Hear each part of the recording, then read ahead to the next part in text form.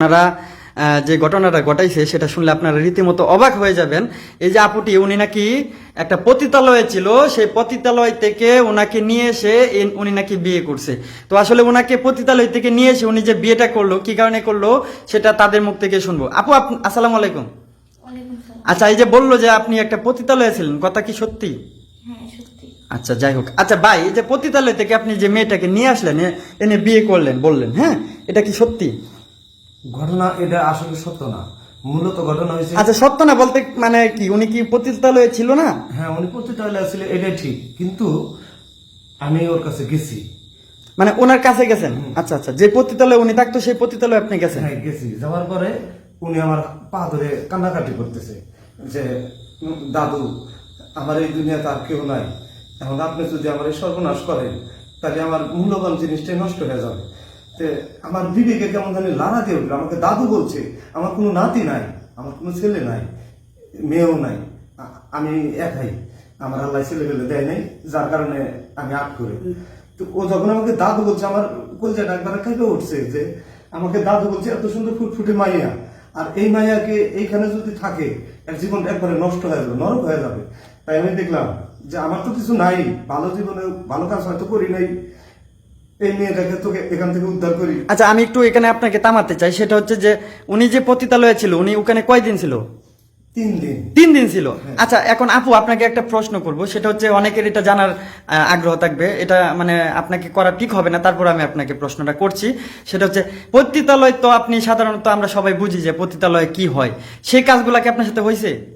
না, হয় নাই। হয় নাই মানে আপনার ওনার প্রথম জীবনের আপনি প্রথম গেছিলেন, তাই না? আচ্ছা, তারপরে ওকে আমি ওখান থেকে নিয়ে আসবো, কিভাবে নিয়ে আসি না বেরা, ওখানকার সর্দারের সাথে কথা বললাম, বললাম যে আমি ওকে বিয়ে করবো, ওকে ছেড়ে দেন, আমি নিয়ে যাবো।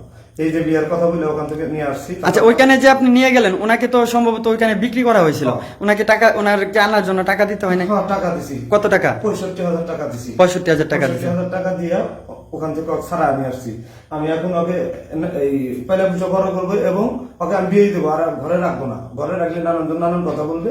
তাই আমার নাতিন, আমি নাতিন বলে ডাকছি, আমাকে দাদু বলছে, আমার এই নাতিনকে আমি বিয়ে দেবো। যদি কোনো সৎ হৃদয়বান ব্যক্তি থাকে তাহলে আমার এই নাতিনকে বিয়ে করতে পারেন, গরিব হোক সমস্যা নাই, কিন্তু ছেলেটা হতে হবে ধার্মিক। আমার এই নাতিনকে যে ভালোবেসে বিয়ে করবে এবং সুখী রাখবে, তাকে আমি নগদ 5 লক্ষ টাকা দেবো এবং 1 বিঘা জমি তার নামে লিখে দেবো। আর আমার নাতিন জানাই চলাফেরা করার জন্য এখন R15 গাড়ি দেবো। আচ্ছা, যাই হোক, আপনার কথাগুলো শুনে অনেক ভালো লাগলো। আসলে সত্যি কথা বলতে আমাদের সমাজে কিন্তু বর্তমানে আপন যারা রক্তের হয় তারাও কিন্তু এত কিছু করে না, আপনি এই পর মেয়েটার জন্য যা করলেন। এখন আপু, আপনি এই যে পতিতালয়ে যে আপনি ছিলেন, ওইখানে আপনি গেলেন কিভাবে? আসলে আমি একটা ছেলের সাথে সম্পর্ক করতাম, আমি ওর এতটাই আমাদের মতো বিশ্বাস করতাম যে আমারে যে জায়গায় নিয়ে গেছে ওই জায়গায় আমি গেছি। তো একদিন ঘুরতে যাওয়ার কথা বললাম, আমারে ও পতিতালয়ে নিয়ে যায়। তো আমি জানি না ওটা কি, আমি বুঝি নাই, ও বলে যে ওর ফ্রেন্ডের বাসা। তো আমি ওর সাথে যাওয়ার পর দেখি যে অনেকগুলো রুম আর অনেকগুলো মেয়ে। তো আমি ওকে জিজ্ঞেস করার পর আমরা কিছু বলে না। বলার পরে লাস্টে দেখি একটা রুমে আমার রাইখা ও একটা ছেলের সাথে কথা বলতেছে, লোকের সাথে, যে আমাকে নাকি, পরে আমি জানতে পারলাম যে আমাকে জায়গায় বিক্রি করে দিয়ে চলে গেছে। ও, তার মানে উনি আপনাকে কি বলে চলে গেল? আপনাকে যখন চলে গেল আপনার থেকে, তখন আপনাকে কিছু বলে যায় নাই? আমার সাথে দেখাই করে নাই। ও, তার মানে ওখান থেকে মানে টাকা নিয়ে তারপর চলে গেছে। আচ্ছা, যাই হোক, আমরা ওনাদের কথাগুলো শুনলেন। একজন পর মানুষ হয়ে যে একটা মানে অপরিচিত একটা মেয়ের জন্য কত কিছু করতে পারে। উনি বললো যে ওনার যে বর্তমানে নাতনি হয়, ওনাকে বিয়ে দিবে, বিয়ে দেওয়ার পর একটা ওনার স্বামীর জন্য যা কিছু করা লাগে সবকিছু উনি করবে। আপনারা শুনলেন। যদি কেউ আপুটিকে বিয়ে করতে চান সবকিছু জেনে শুনে, তাহলে অবশ্যই যোগাযোগ করবেন। সবাই ভালো থাকবেন, সুস্থ থাকবেন। আসসালামু আলাইকুম।